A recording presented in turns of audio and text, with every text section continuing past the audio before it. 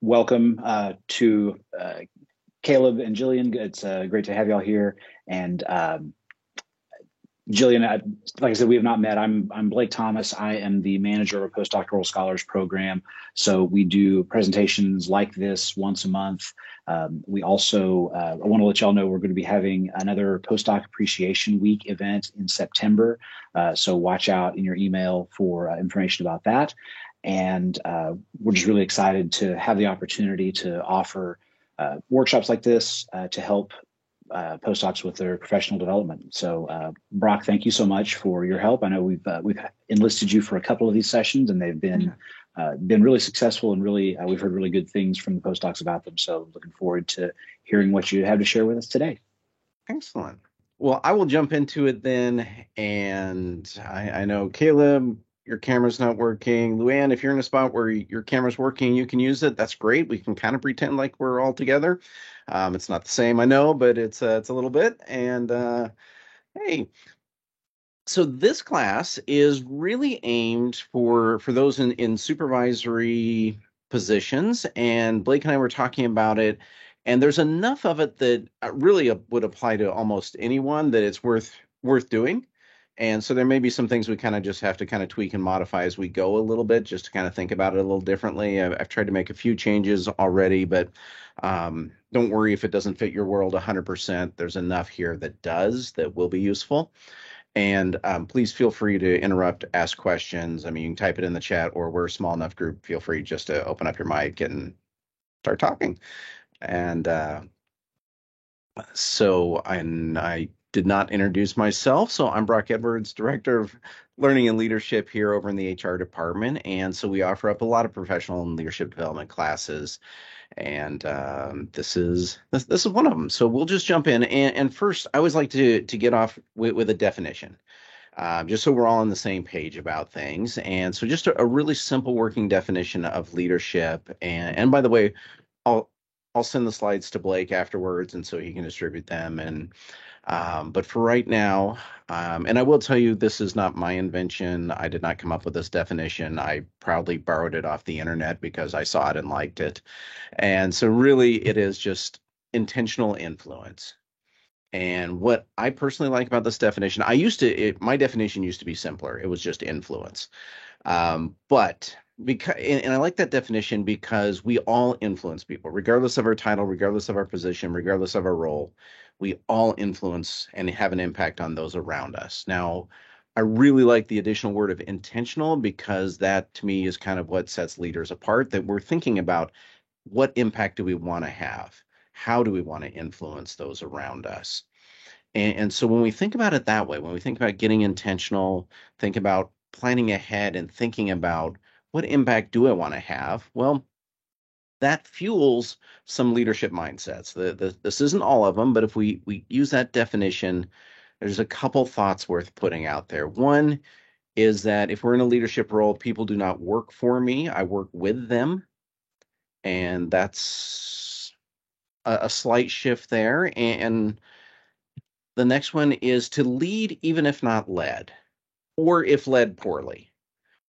Hopefully throughout our lives, we've all had a great leader, and we've probably had some that were not so great at some point in our life, or were not so great for us and where we were in our career. And so this is the idea that regardless of what's going on above us, we can still learn what works, what doesn't work, and be the leader that we wish we had. And so, whether that's for our peers, our constituents, our students, whoever that is, we can lead the way that we would want to be led. And building off that, we can lead in all directions. We typically think of it as top-down, hierarchical, but we definitely have the opportunity to have an influence on peers. We have the opportunity to have an influence on those above us. And we can make a difference wherever we are right now. So sometimes we get caught in the thought trap of, once I get that promotion or once I move into that next role, then I'll really be able to have an impact. Then I'll be able to make a difference. And this is the idea that wherever we are, we can start making a difference right now. And in fact, I would even make the argument that if we're not making a difference where we are right now, we probably won't be invited to a new role, a better position, a higher place in the organization. And so let me ask, for you, what's the truth here? What stands out for you kind of about this definition or these mindsets? Would love to get your take on it. I think for me, the lead in all directions kind of tied to lead, even if not led. I think that's such a great concept to think about. And kind of what drew me to this session was thinking about, being in a place of leadership, you don't need to be at the top in order to be the leader. And you can kind of pull from what you like from the leaders around you, but you can also learn from what maybe they're not doing and other things. So those are the two things I think that really stick out to me right now and are very applicable, I would say, for me. Cool. Thanks, Jillian. How about for you, Luann? And Caleb, feel free to type in the comments here for what stood out for you. Yes, I mean, I had to jump off for a second and close my door, but I missed the lead, even if not led, and lead in all directions. But that's kind of what I'm thinking about right now. I don't have direct reports employee wise, but I work with a lot of students. Yeah. And I want to be wise in working with them, and then also leading up is a definite. So yeah. And so in fact, we can even imagine I like to kind of play with extremes, look at the total opposite of what this would be like. So imagine the difference in leadership presence.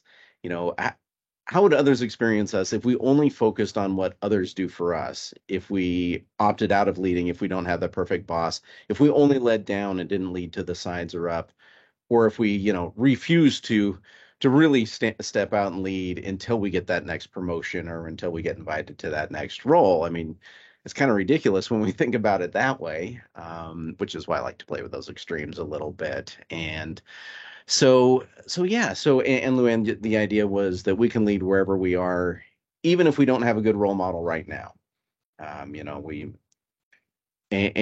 We always have the opportunity. If we think about leadership as influence, intentional influence, we always have the opportunity to lead everywhere, every which way around us. And so when we think about leadership presence, there's a lot of different definitions of leadership presence. And so, in fact, I went looking on the internet, like, how does the internet define this for us? And so one of the definitions I found was it's the aura that a leader gives off. So truthfully, I'm not really sure how to help you improve your aura. So we are going to be a little more practical about it, or at least what I can help with. We'll go with a simple definition. Leadership presence, for all the ways that we might think about it, is simply just how the people you lead experience you. And so sometimes we think about leadership presence as like our body language and how we dress and our communication style or our confidence, our attitude. And those are all parts of it. But I think it's much more powerful just to think about, how do people experience you? How do people experience us? How do you show up? What impact do you have on others? Someone once said it this way, and I really like this. It's, leadership presence is what it's like to be on the receiving end of you. And so we're going to do a quick exercise here. And just jot down some notes. So if you would, for yourself, and I'm not going to ask you to share these. So Caleb, don't worry about putting these in the comments or anything, this is just for you. But what are the top 3 words your manager, your supervisor, would most likely use to describe you as a leader at Baylor? And again, might have to tweak this a little bit mentally if you're not directly supervising anyone, but that's okay. And sometimes people will get stuck on I can't speak for my manager. That's okay. Just make your best guess. And then once you do that, kind of the top 3 words, what are the top 3 words your students would most likely use to describe you as a leader of the class if you're interacting with students or in that capacity? Or if you're not interacting with students, what would your constituents most likely use to describe you as, how would they describe you as a leader? Again, just top 3 words. And then the last bullet point here, what are the top three words your peers would most likely use to describe you as a leader amongst your peers? And then as you finish that up, again, I'm not going to ask you to share the words, but for you, is it the same? Is it different across the different groups? Was it easy? What did you notice as you were doing this exercise? And Blake, it looks like you're playing along too, so feel free to jump in as well. Yeah, I noticed that I had some of the same words that appeared in all three, but also some different words for the different roles as well. All right. Which is kind of interesting. I don't know if I would expect that or not. Okay. Yeah, and Jillian, you were nodding along there, kind of the same experience? Yeah, there's probably one word that fits all three, but then I would say from peers to the, leadership, from what my leader sees, I think there's two different things there. Okay. It's kind of a spectrum. Okay. It's a little different. So that's what stood out to me too, was that, yeah, my peer group, the way they would describe me would probably be very different than my work environment. And I'm trying to decide if that's a good thing or a bad thing, but there is some similarity there. Okay. Yeah. Luann, how about for you?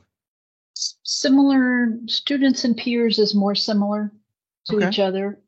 And I think that's just than supervisory would say.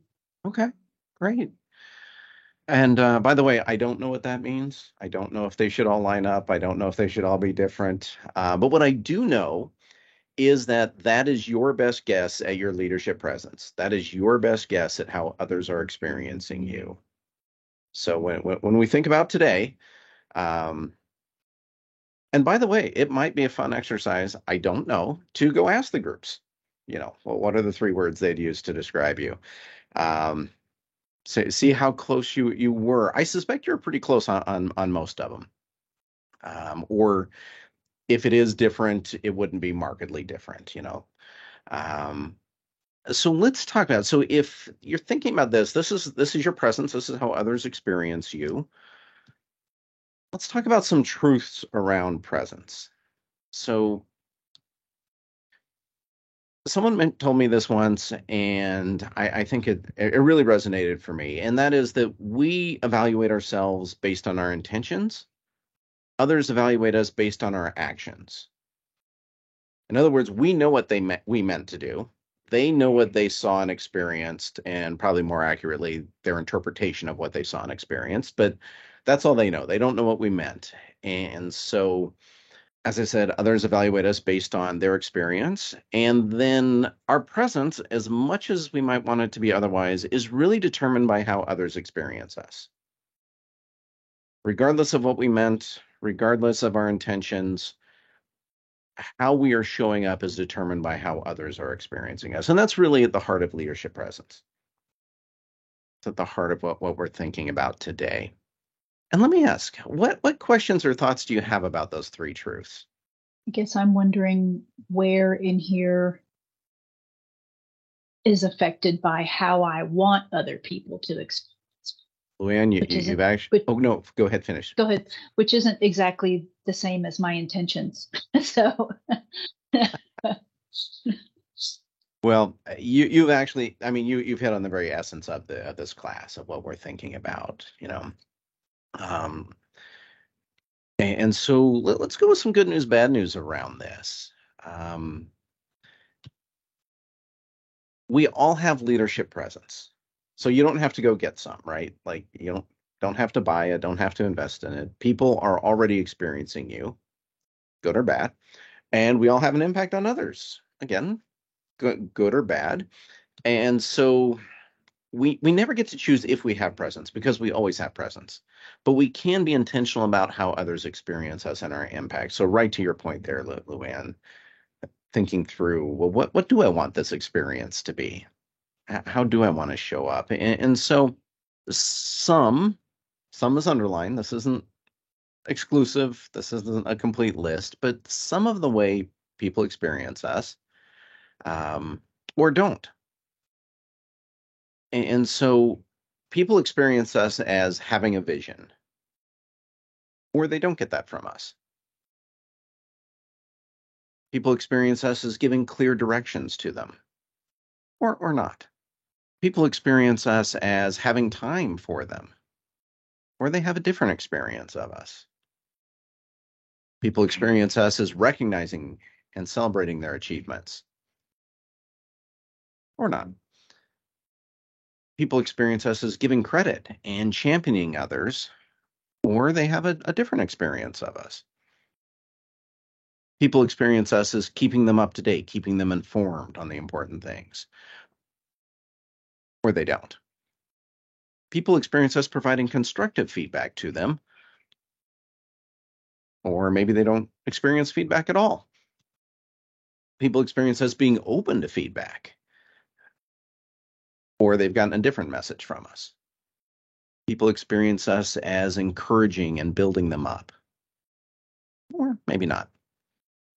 People experience us as developing others, investing in others, or they have a different experience of us.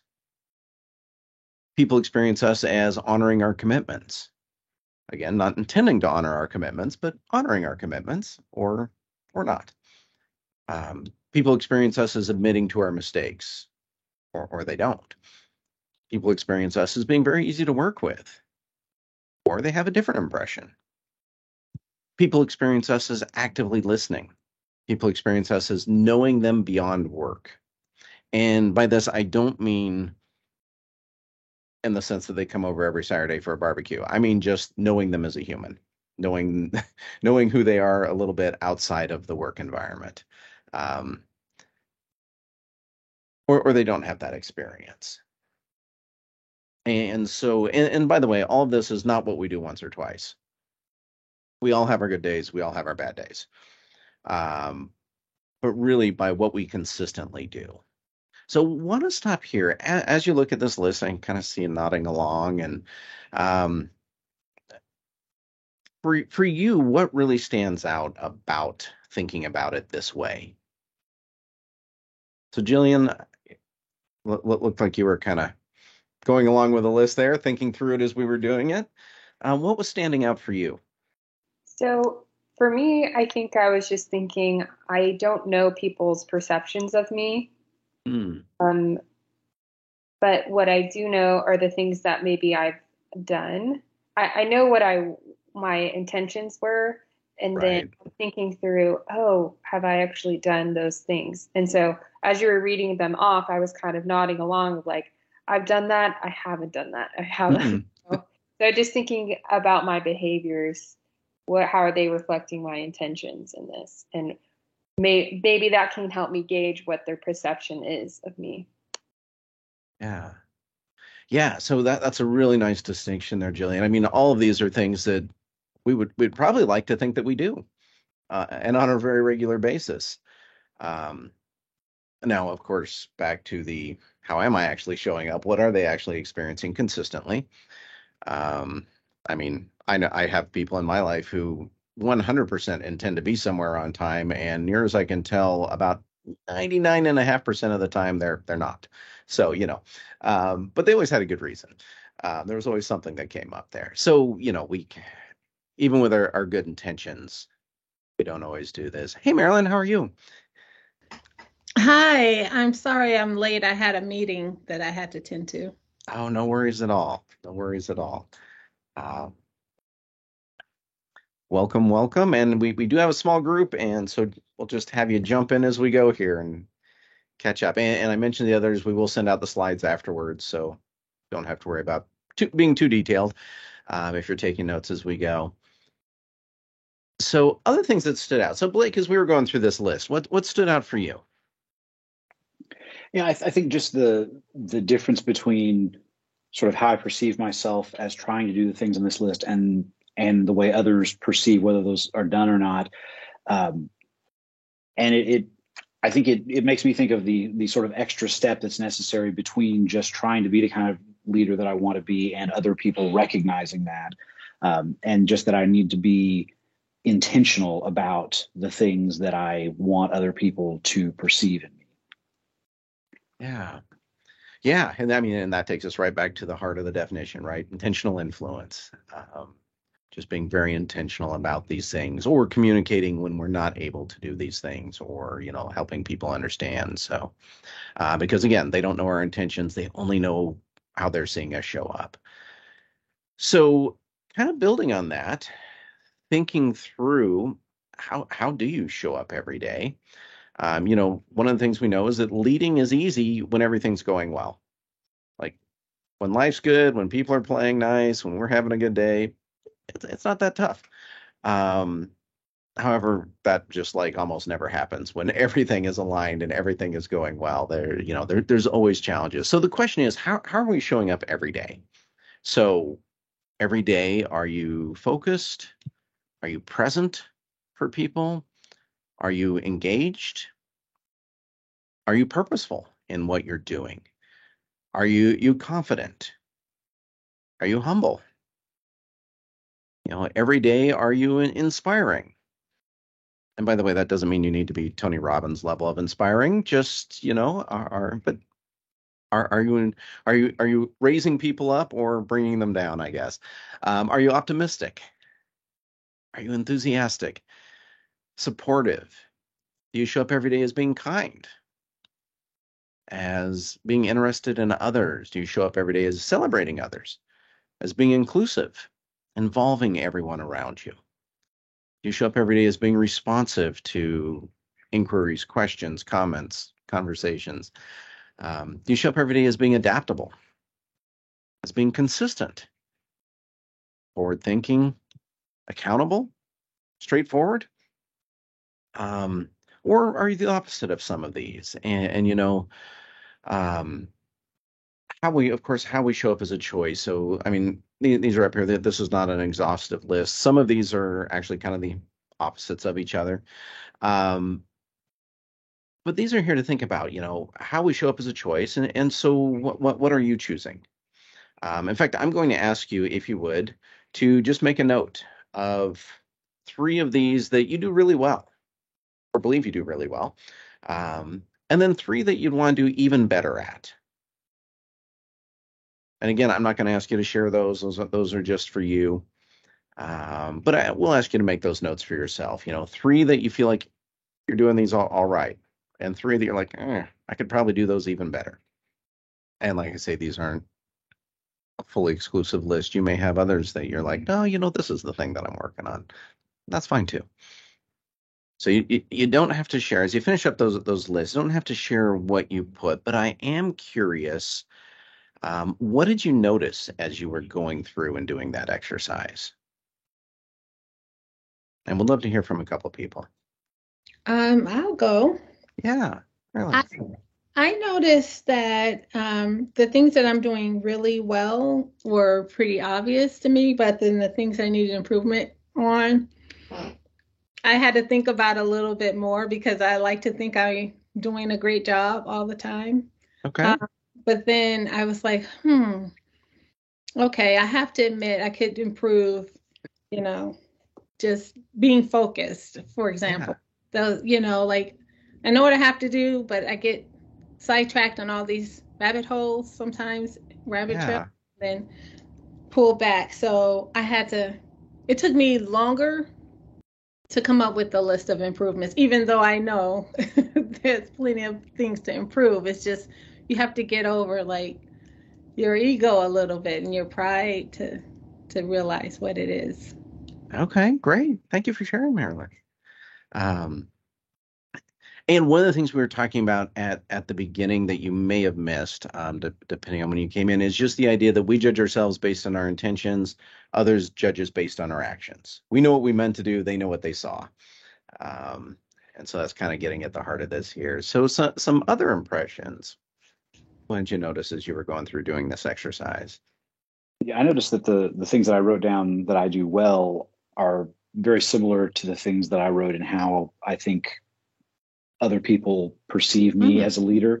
And so I'm wondering, now that we've had the discussion about sort of the difference between perception and reality, I'm wondering how accurate that is, or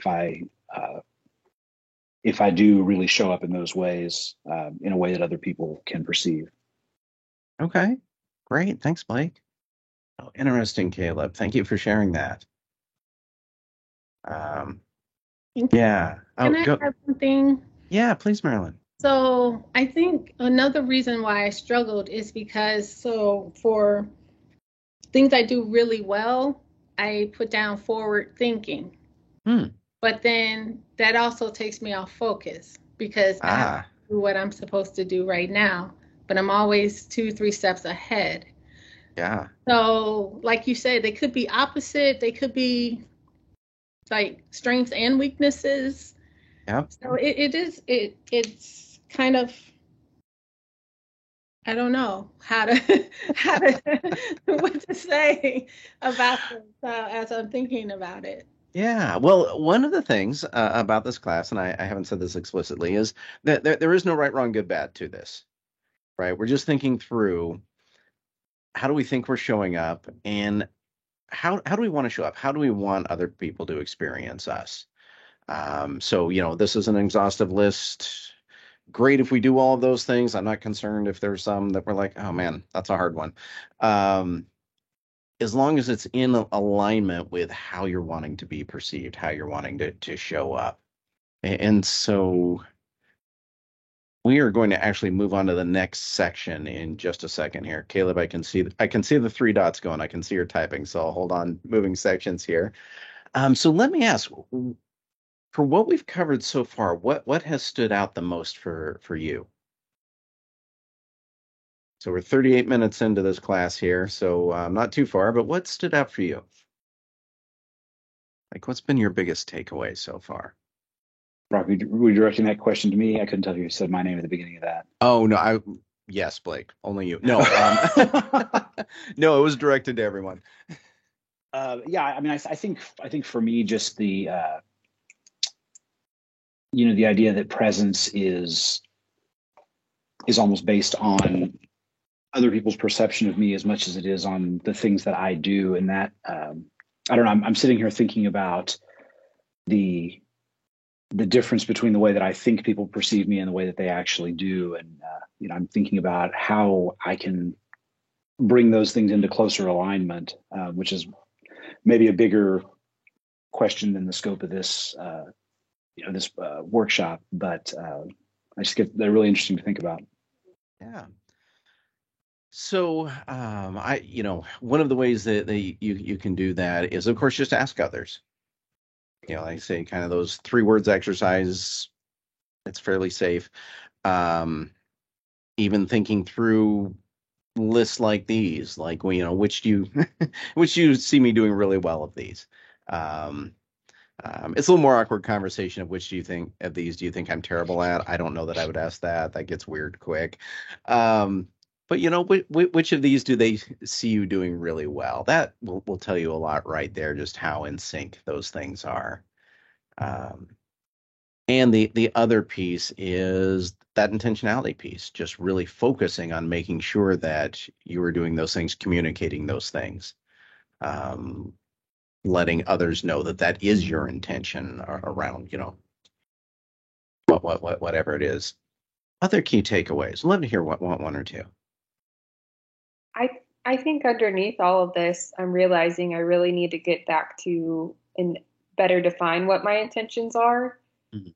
so that I can make these changes to how I'm showing up and in all those other areas. I feel like for me, some of those kind of bedrock, what am I trying to do here? Who am I trying to become? Like, what perception do I want to have? I feel like this is inspiring me to kind of go back to the basics with it, and incorporate all these other pieces in there, as well, because I just don't think I'm in touch with that as much.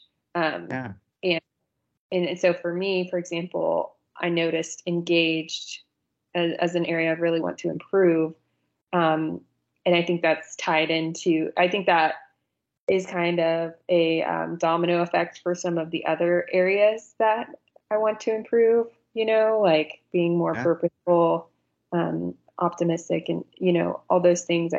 So I think I'm sorting through that right now of just like, oh, wow, what is even, what is my mindset and intentions right now underneath all of it. Yeah. So thank you for sharing that, Julian. I mean, it's easy to not be intentional, right? Because the day shows up, we can get caught up in just the crush of the daily work, all the to-dos, everything we need to do, and just never take that moment to stop before going into a meeting and think, hey, how do I want to show up here before we have a conversation? Just that real pause of what do I need to get out of this conversation? What's my intention around it? What outcomes am I trying to create? Um, so so yeah, I mean that's kind of, you mentioned kind of the essence of it, of just kind of getting back to what do I want to create in this moment? How do I want that to be? Um, well, let's shift gears here a little bit and let's talk about leading in all directions. And actually, a better description of this is probably influencing in all directions, or another way of thinking about it is just managing relationships in all directions. So we already manage relationships always, um, and with all those around us. And so, it's not just our team, those that we're supervising, those that were our constituents that we're experience daily. It's also our peers and our manager. And we started off thinking about how they experience us or how we think they would describe us. And so one of the challenges is thinking through, what are the costs if we only lead in one or two directions? So for example, what if we lead our students or our constituents, but not our manager or our peers? What if we lead our manager or have it work on that relationship with our manager, but we don't work on that relationship with students, constituents, peers? Or what if we focus on everyone else, but not our peers? What starts showing up if we're only leading in one or two directions? What are some of those potential costs from your perspective? I think there ends up being a lot of confusion. People not knowing what to do. There's just not a lot of clarity, as to what you're doing or what they should be doing. So. Other costs, other thoughts and perspectives on this? And by the way, there's not a right answer here. I'm just really curious about all of your perspectives. Yes, I'm thinking about if the terminology of leading is really about managing relationships. I think about managing isn't that what you said? Yeah, it's one way of thinking about leading up. Right. And I don't really, I think about managing relationships with my students. I think about, okay, how do I want this to look? How do I want them to, how do I want them to perceive my, presence in their lives? But I don't really think about it very much for my manager or my peers. Yeah. And I'm struggling a little bit with it feeling a little manipulative to think, maybe I need to be putting some thought into how my manager or my peers perceive me and what I'm doing. I'm not saying I disagree with it, but I'm just saying that that's kind of my thinking right now is where does it go from being wanting to be my best with them versus wanting to control how I'm being seen in authentic ways. Yeah, I would definitely stay on the authentic side of things there and not think about this as a Machiavellian exercise. Really, and one of the reasons I mention influencing or managing relationships is just because sometimes we don't think sometimes people think, well, I can't lead my boss. They're my boss. Like, I don't have power over them. I can't lead them. And that's not how we're thinking about it, but we're already always managing that relationship with them. We're already having an impact. We're already showing up a certain way with them. It's really thinking through, what if we're not intentional about that? What if they're not getting that? Me thinking through how do I want to show up in this moment? How do I want to impact that? So I want to share some secrets of leading upwards here. Secrets is in quote because, well, there's no secrets. So anyway, but it sounded good, right? As the title of the slide. So one of the things when we think about just influencing upward is no surprises. This is a rule I try to make for myself. This is an expectation I have for those that I manage, is just no surprises. That doesn't mean that you show up and dump all of your problems in your boss's lap.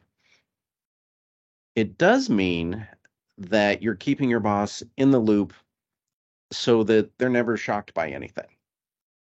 So I can, from my own experience, this often sounds like, hey, the situation's happening.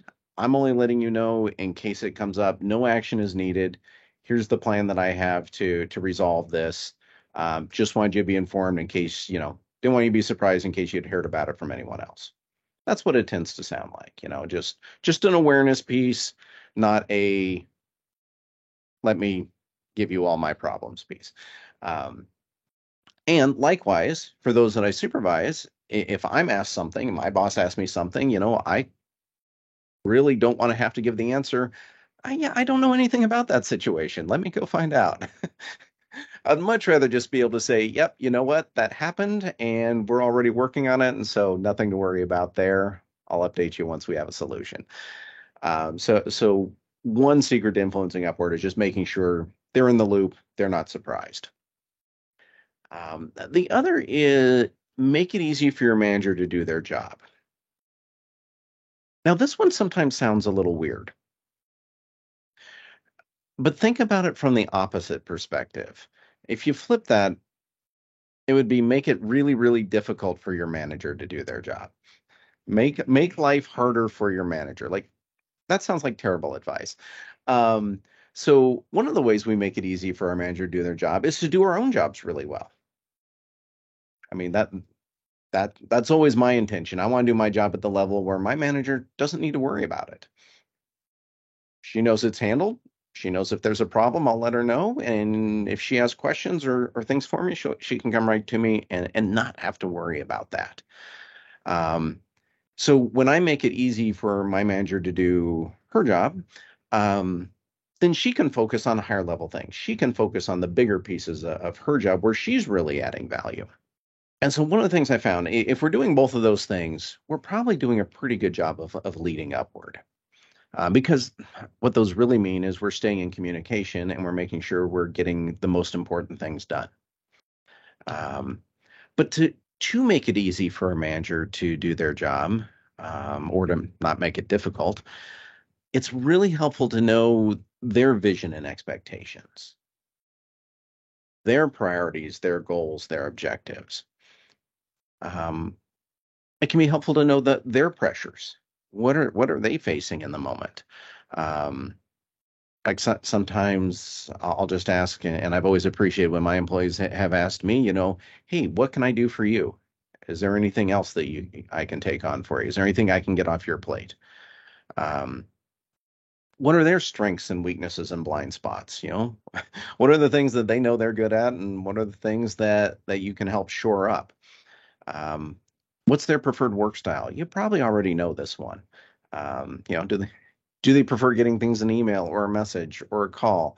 Do they prefer to start big picture and work down? Or do they want you to show up with all the details and then work out from there? What are their thoughts on how you can best help them?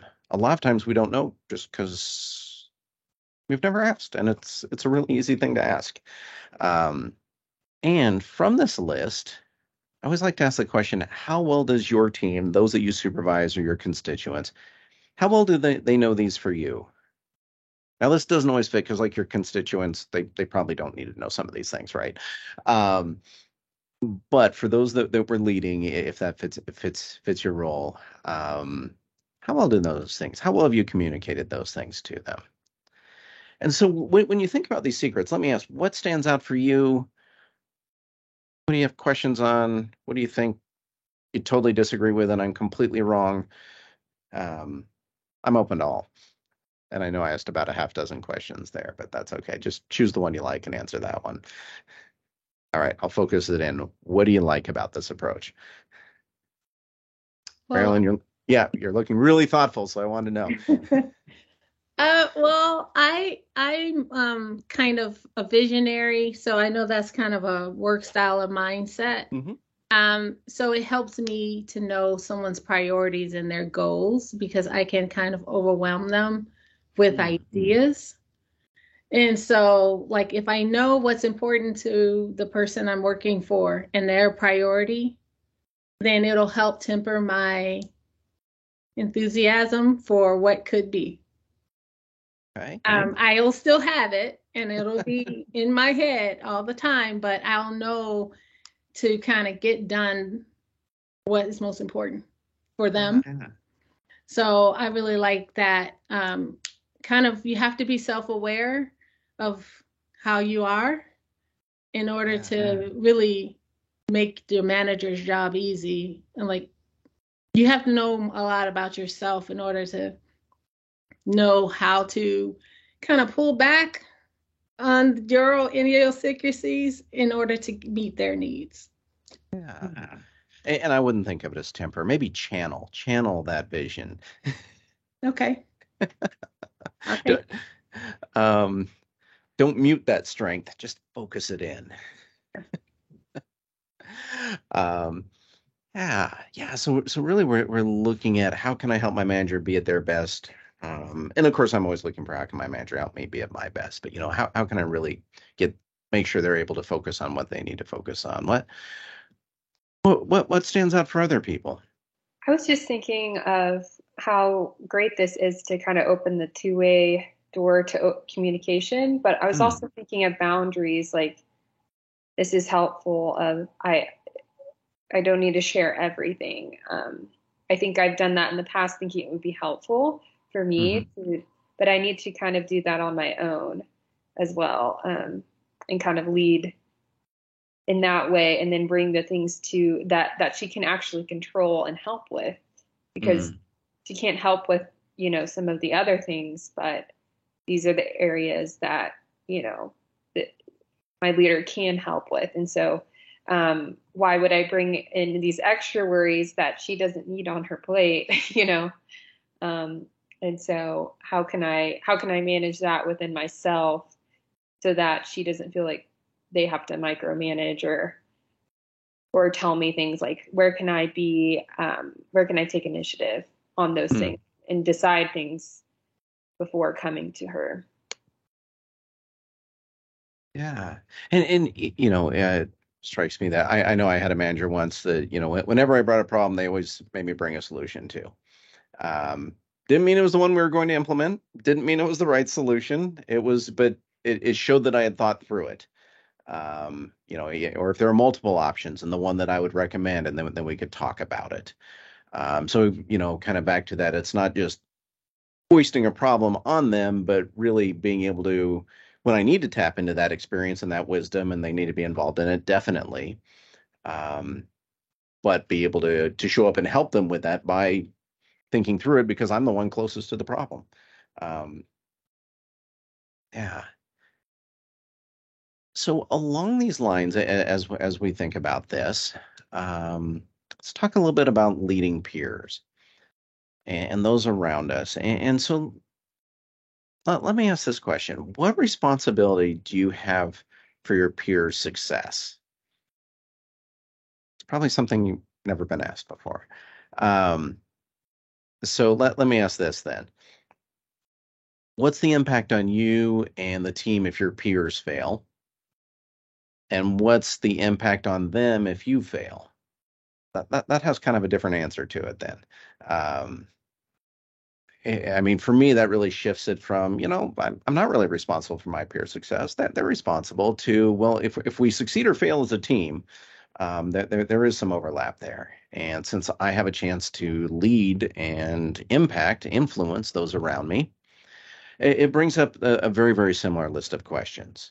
And by the way, I will say this is very different from leading a team or even influencing your manager, leading your manager, leading up, because there isn't a directly dependent relationship in most cases. So I recognize that. But within this, with those peers that you work closely with, how well do you know their vision and expectations, their priorities, what they're working on? the pressures that they're under, their strengths, their work style, how your roles affect each other. That's always a really good question there. Sometimes there's a lot of overlap, sometimes they're not, and sometimes there's more than we realized. And so, kind of, and again, with peers, it's a little different. We don't necessarily know all of these things, but to the extent that we know these things, it helps us have a better impact on them. It helps us show up differently for them, or show up intentionally for them, I guess. Yeah, I think this tells a lot about the culture on a team. I know I've worked places before where I felt like I did not have, or I felt like my coworkers and I were not necessarily in a situation where we won as a team, succeeded as a team or failed as a team. And I've worked other places where the opposite was the case, where I very much felt like we were all pushing in the same direction, and success for one of us was success for everyone. And I think that can tell you a lot about just the overall health of the culture that you're working in, because I don't think it's very healthy if you're working on a team where there's no connection whatsoever between my success and the success of others on the team. Yeah. Yeah, I would agree with that. And so, one of the things to think through is, and we won't do this as a full exercise or anything, but is, what's one way your peers could help you even more? And what's one way you could better help your peers? Sometimes that first question is a good ask of them. Sometimes we just don't ask when we otherwise could. And that second one, what's one way we could better help them? That's an ask we often don't make of them. How do our roles affect each other? What's one thing I could do that would better help you? So anyway, I throw that out there just as a possible conversation with those peers that you interact with, where your jobs do overlap heavily. And so just kind of some key ideas here. Leadership presence, of course, is how others experience you. That's what we've been talking about. One of the key things is to consider what it might be like to be on the receiving end of you. And then to really be intentional about the impact that you're making, that you're having on others. So I'm going to pause because we're going to shift gears again and think through a couple other things. So any key questions or key observations from that section when we think about leading up and leading sideways? I think I'm just struck by how much information is needed to about other people and what's going on in their jobs and just how they function day to day to be able to do this. Yeah, and I would suspect that kind of information is a lot that we just gather as humans. As we work with people, we pick up on their style, their approaches.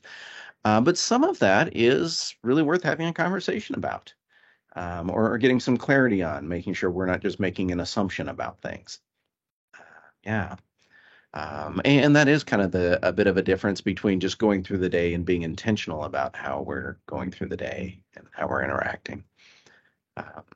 Yeah, I think the second question is so intriguing. I never think about what it's like to be on the receiving end of me.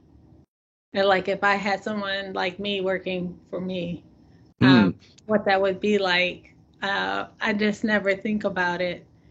But I do aspire to like be a part of a team and help and but I think sometimes I could probably be a little overwhelming for some personalities. And so like I don't want to do that.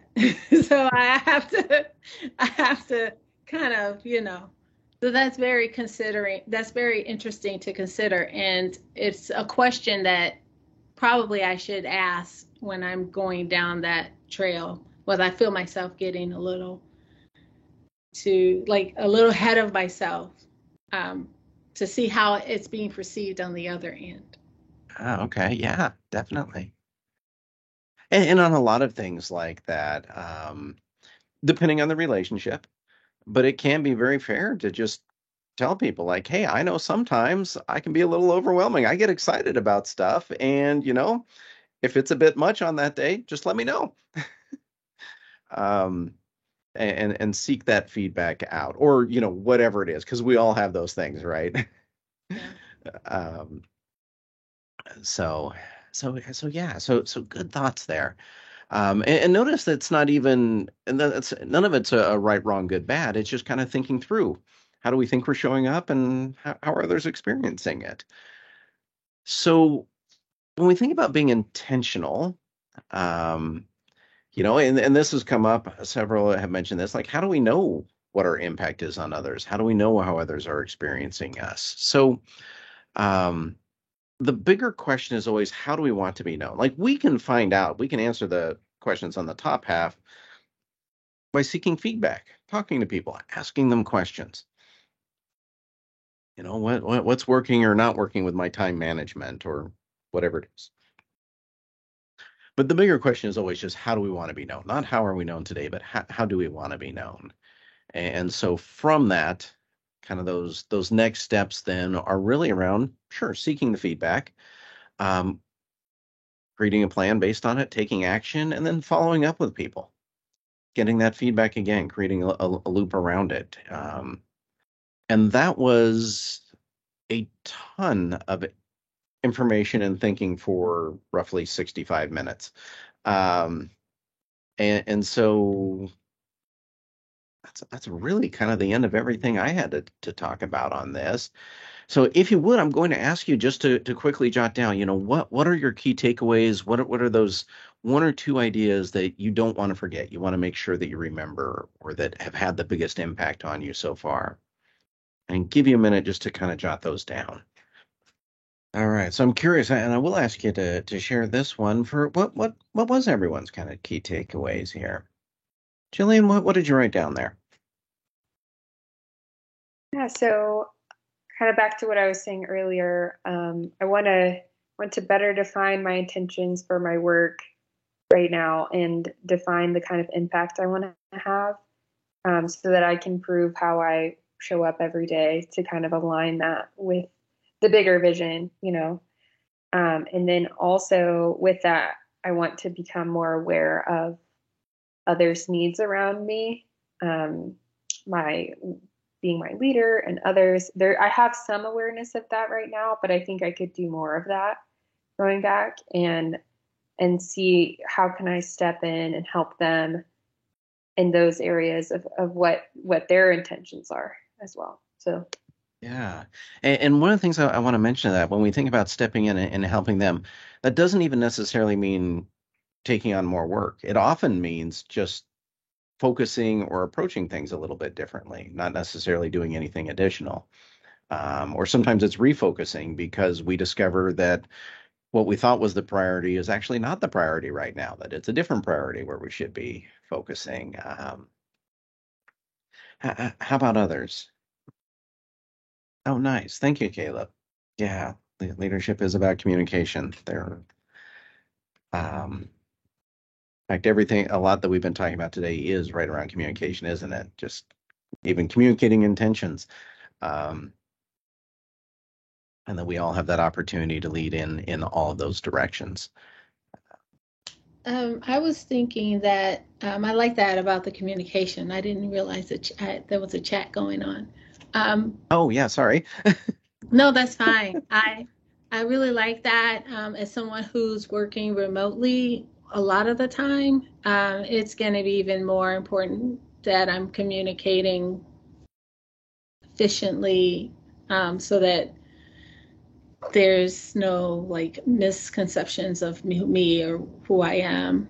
But I had written down that like being a postdoc now, like starting a new position allows for us to kind of start with a blank slate and like practice a lot of these skills in a different environment, and to really redefine like areas where we felt like maybe we were misunderstood or whatever, but like really reset. Not that I had any major issues, I'm just saying like it does allow us to like experiment a little more with areas that like we may not be as comfortable with as we show up. Yeah. All right. Thank you, Marilyn. Yeah. How about you, Luann? I'm thinking about Christ-likeness now, and how the way, just wondering if Jesus ever thought about how he wanted to be received in the decisions that he made, and how he communicated, how he engaged with people, and then also thinking he probably did. That's part of, I guess that's part of strategy, right? Is thinking, there's a lot of possibilities at any given moment. There's a lot of possible decisions I can make. So what's the decision that puts out there what I want people to most receive, even though I don't have total control over how to receive it. And then also thinking about that list of all the different traits, and just that there are some contrasts, and that that different people are going to want different things. And so, yeah, just being aware of making decisions, not trying to be everything to everybody, but making decisions about being thoughtful about things, rather than just kind of, I tend to just go on the fly. So anyway, that was kind of all over the place, but that's where my brain is. So well, a lot of good thoughts there. And one of the things that strikes me is the parables were meeting people where they were, communicating at the place where they were in a way that would make sense to them, which to me is a lot of intentionality. So, oh wow, we could go way deeper there, right? So, Blake, how about for you? Sorry, I had a little trouble unmuting there. I wrote down that my presence is affected by others' perceptions of me or how they experience me, and that I need to be able to show up in an authentic way to authentically communicate sort of the version of myself that I want to be, and to be perceived the way that I want to be perceived. Right, great. Thank you, Blake. And yeah, in fact, Luann, you had mentioned something there that we don't have control how others receive us, right? Like they've got their stuff going on in their own life and things that influence their perception. But we can try to align how we want with our actions, and that's really what today here has been about. And so want to just mention some resources, just a quick plug before we stop.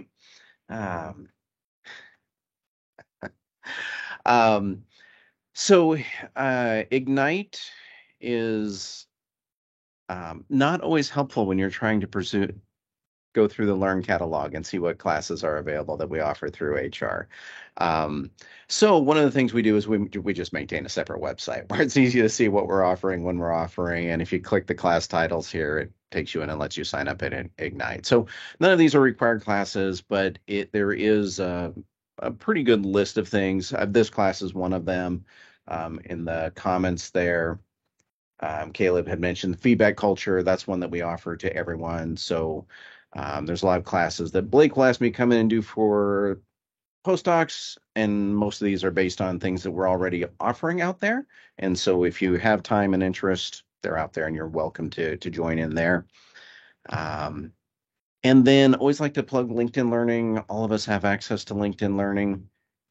And when I send out the slides, you can click on the link and go right there. Oh, as I look at those, I need to update this because the links changed, because Baylor's website structure changed. Anyway, this is out there, and if you need help finding it, just email me. But anyway, LinkedIn Learning, a lot of great courses going from, whole day of online learning to a 5-minute video that's just kind of just in time on a topic I was interested in. And then Right Now Media at Work, if you're not familiar with it, they kind of bill themselves as the Netflix of faith-based learning. So they have a lot of resources around leadership development, professional development, but they also have a lot on the personal side and the family side as well. In fact, if you have kids, they have a lot of content for kids. If you, for example, ever wanted to watch the entire back catalog of VeggieTales, I think it's on there. So,